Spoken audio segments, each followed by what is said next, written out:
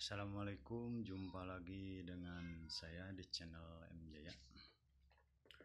Sekarang saya akan menceritakan dan menjelaskan sejarah menurut versi saya gitu, menurut analisa saya, dan mengapa Indonesia bisa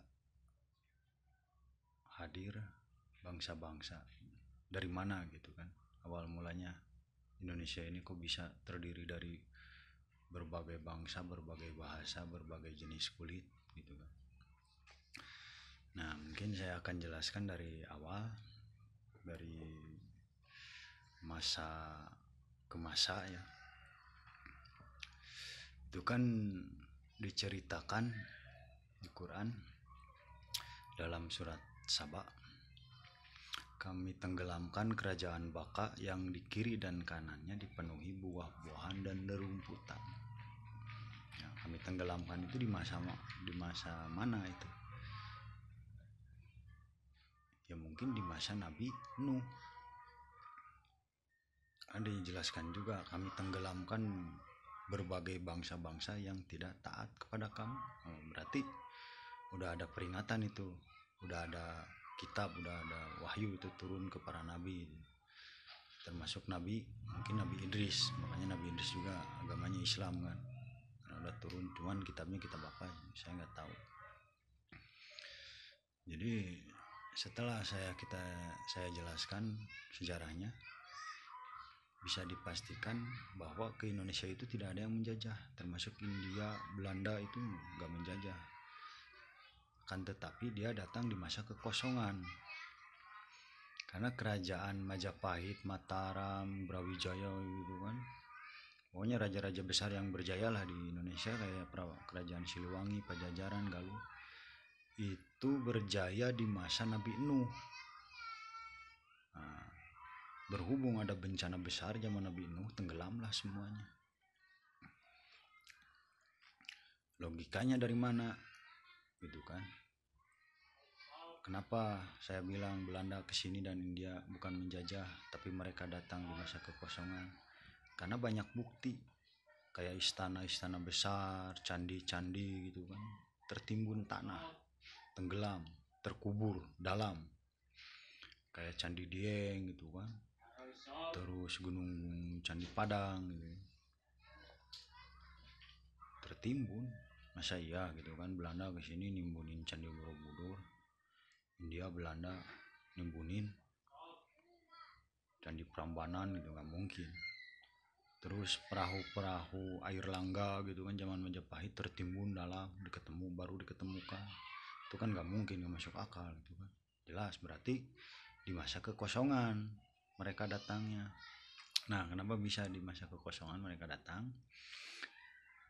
Nah kan setelah nanya banjir bandang besar zaman Nabi Nuh itu kan yang tersisa itu kan 70, tapi disebutkan kita semua yang ada di bumi ini keturunan Ham, Sam, dan Yapet. Dan mendaratnya Bahtera Nabi Nuh itu di mana? Di Turki kan, di Eropa, di Gunung Judi. Nah jelas berawal dari situ manusia berkembang lagi, berproduksi, menyebar banyak, itu dari situ, dari wilayah Eropa. Nah yang pertama mungkin Eropa ya, keturunan Ham, terus ke sini ke Timur Tengah keturunan Sam, terus ke sini ke Afrika turunan Yapet. Nah makanya Eropa itu keturunan Ham, Timur Tengah keturunan Sam, Afrika, Cina itu keturunan Yapet. Nah Indonesia bagian timur itu paling terakhir dihuni manusia dari setelah bencana besar itu.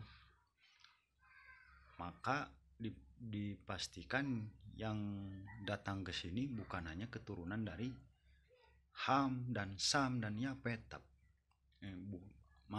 bukan saja dari keturunan Yapet, mungkin dari keturunan Ham yang dari Eropa. Maka dalam sejarah kan Portugis, Inggris, Belanda pernah ke sini gitu kan, termasuk India, Mesir, Cina ada di sini. Nah dari situ kita bisa menyimpulkan kenapa Indonesia menjadi negara yang bermacam-macam suku, bangsa dan bahasa gitu kan. Ya karena itu setelah berkembang banyak di wilayah Timur Tengah, Afrika dan Eropa, nah mereka berdatangan ke wilayah paling timur. Nah, terjadilah berbeda-beda fisik gitu kan. Ada yang sipit, mancung tapi hitam gitu kan. Ada yang mancung, gagah tapi nggak bule, hitam. Ada yang bule tapi pesek gitu kan. Ada yang matanya kayak belau gitu kan, kayak orang-orang Eropa, biru mata tapi hitam gitu. Itu jadi lucu-lucu gitu kan bentuk fisiknya itu. Ya karena Indonesia lahir dari berbagai bangsa-bangsa begitu. Dan di masa kerajaan-kerajaan berjaya ini jelas dunia ini udah maju, udah modern karena manusia itu dikasih akal.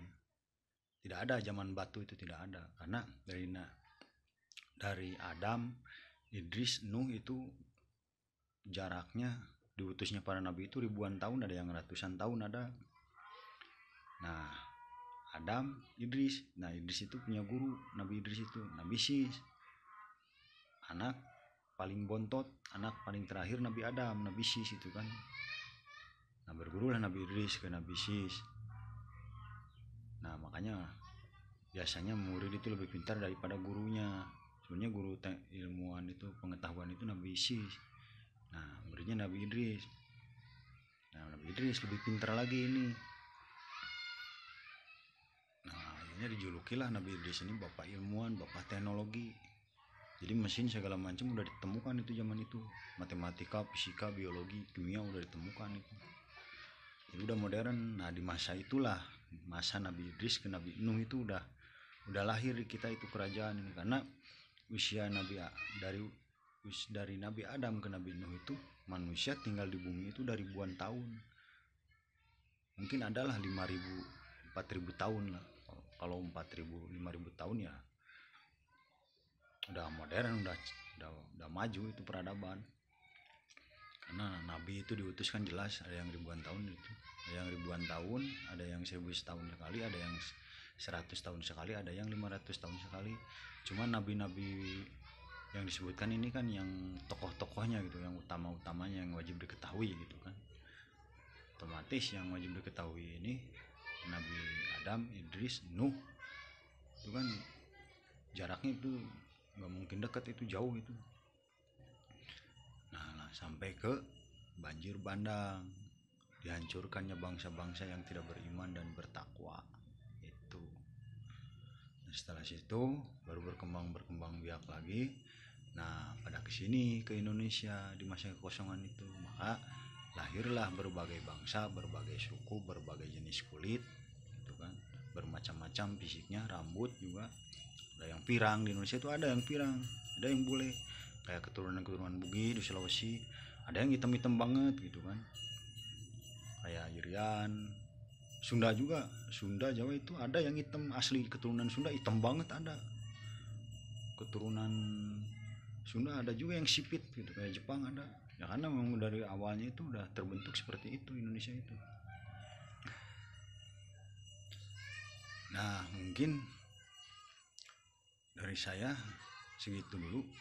Nanti saya bahas lagi masalah sejarah dan berbagai misteri-misteri di dunia ini akan saya jelaskan menurut versi saya gitu. Dan bagaimana menurut kalian gitu, apa masuk akal atau tidak gitu kan, silahkan saja, punya opsi masing-masing gitu. Cuman semoga aja menjadi referensi pemikiran gitu kan. Apa benar gitu Belanda kesini menjajah, India kesini menjajah gitu kan. Tapi kalau menurut saya enggak, Belanda kesini masa kekosongan dia.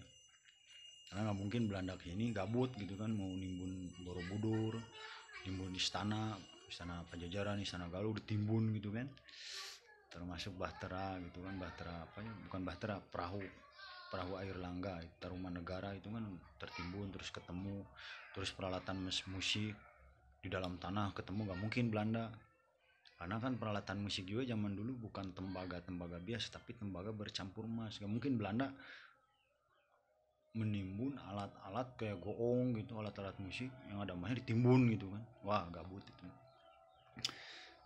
ya. Sekian dan terima kasih, mungkin semoga bermanfaat informasi dari saya. Wassalamualaikum warahmatullahi wabarakatuh.